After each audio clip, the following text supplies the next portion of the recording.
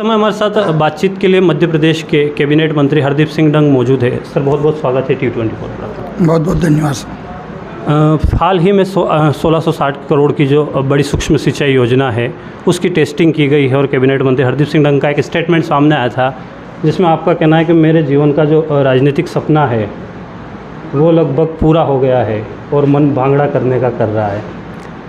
इस सपने की शुरुआत कैसे हुई और अब क्या लगता है 2023 में भाजपा का भी भांगड़ा का जो कार्यकर्ता आपका इन सभी के भांगड़े की शुरुआत हो जाएगी परिणाम? बिल्कुल सही है। पहले तो मैं माननीय शिवराज सिंह जी चौहान साहब को धन्यवाद दूंगा कि उनके आशीर्वाद से, उनके मार्गदर्शन में जो स्वांसरा विधानसभा में जो कार्य हुए हैं और जीवन की सबसे बड़ी कोई उपलब्धि है, चंबल मैया का पानी किसानों के खेत पे आ जाए, ये हर किसान का सपना था। और हम जब निकलते थे उस चंबल मैया के पुल पर प्रार्थना करते थे कि चंबल मैया आप जल्दी से खेतों पर आओ।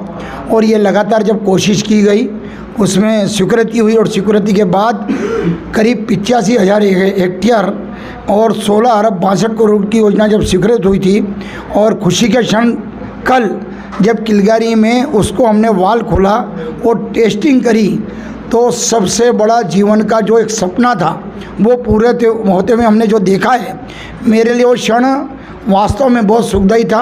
और क्षेत्र के किसानों में जो एक उत्साह था कि हमारे ये पानी कब पहुँचे, वो सपना जनता के आशीर्वाद से, किसानों के आशीर्वाद से और बजरंग बली के आशीर्वाद से जो पूरा हुआ है, तो वास्तव में भंगड़ा करने का मन वहीं था और करा भी सही।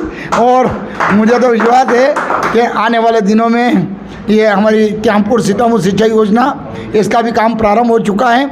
आने वाले दिनों में मेरी विधानसभा में एक भी कोई ऐसा किसानों का खेत नहीं रहेगा कि जहाँ पर चंबल मैया का पानी ना पहुँचे। अभी किसान 2 फसलें लेते थे, आने वाले दिनों में 3 फसलें लेंगे, तो हमारे क्षेत्र के लिए बहुत विकास की एक बहुत बड़ी सौगात है।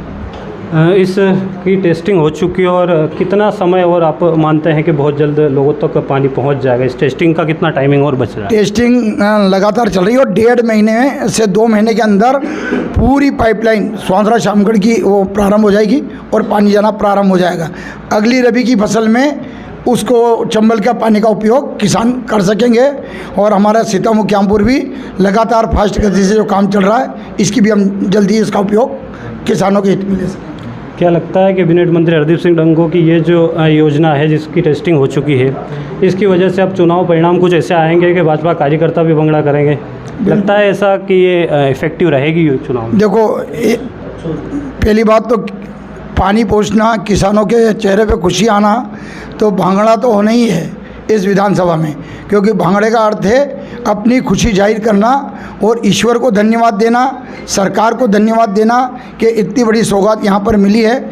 और इसके बाद जो भारतीय जनता पार्टी की सरकार ने मोदी जी के नेतृत्व में, हमारे माननीय शिवराज सिंह जी चौहान साहब के नेतृत्व में जो जनहितैषी काम करे हैं और विश्व में सम्मान बढ़ाने वाला कोई नेता है तो उनका नाम नरेंद्र जी मोदी है। मध्य प्रदेश का बेटा और हमारी बहनों का भाई, हमारी लाडली लक्ष्मी बिटियाओं का मामा, किसानों का हमदर्द, जो मुख्यमंत्री और जो काम हमारी विधानसभा में और मध्य प्रदेश में किए हैं, तो मैं मानता हूं कि यहाँ के किसान, यहाँ का आम जनता भारतीय जनता पार्टी की जीत पर भांगड़ा करना 100% संभव है। मुझे बातचीत से ऐसा क्यों लग रहा है कि मानो मोदी जी और शिवराज जी को ज़्यादा फ्रेम में लाया जा रहा है और कैबिनेट मंत्री हरदीप सिंह डंग थोड़ा बैकएंड में जा रहे हैं? देखो, मैं कार्यकर्ता हूँ, वो हमारे नेता हैं और जो काम करता है उनका नाम आना भी चाहिए। और माननीय मोदी जी का नाम कौन लेना पसंद नहीं करेगा भाई, वो हमारे नेता हैं और गर्व है कि ऐसा नेता जो अपने कर्मों से अपनी पहचान उन्होंने बनाई है। शिवराज सिंह जी चौहान, मैं कह रहा हूँ कि ऐसे बहुत कम नेता होते हैं जो जनता के लिए जीते हैं और किसानों के लिए जीते हैं, उनका नाम है शिवराज सिंह जी चौहान।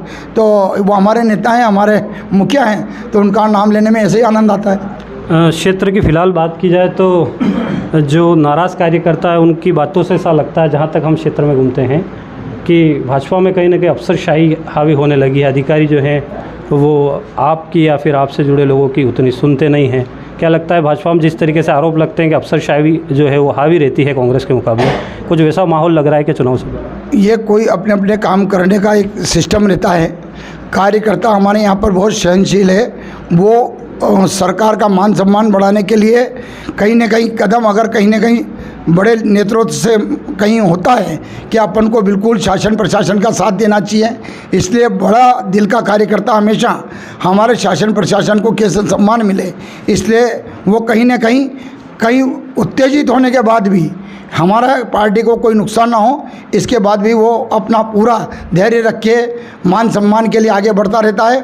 और मैं मानता हूँ कि जिस प्रकार से यहाँ पर पूरे क्षेत्र में जो काम हुए हैं, इसलिए यहाँ का कार्यकर्ता ना तो कोई नाराज़ है ना कोई दुखी है।